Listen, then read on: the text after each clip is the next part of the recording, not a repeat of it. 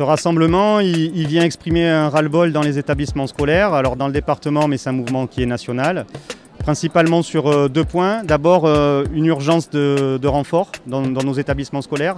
On a vraiment besoin de recrutement immédiat pour dédoubler les classes, pour assurer les remplacements, pour faire tourner les établissements dans le cadre du protocole sanitaire. Et ensuite, justement, au niveau de ce protocole sanitaire-là, notre demande, c'est qu'il soit clarifié. Alors même si on comprend bien qu'il ne peut pas être le même à tous les niveaux des établissements et dans chacun des établissements, on constate que quand même il y a un gros décalage entre ce qui est préconisé aux autres citoyens du pays et ce qui est appliqué et préconisé dans les établissements scolaires. Et on nous demande de faire des choses. On a par exemple des restaurants qui sont fermés, alors que dans les cantines, on a 50, 60 ou plus d'enfants qui mangent côte à côte ou face à face.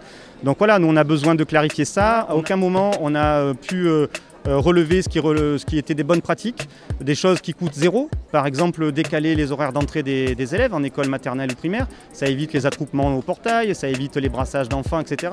Donc on nous demande, nous, dans l'école, de faire un fonctionnement par bulle hermétique un peu, alors que dès qu'on passe le portail, on a l'impression d'être dans un autre monde. Donc on a besoin de cohérence.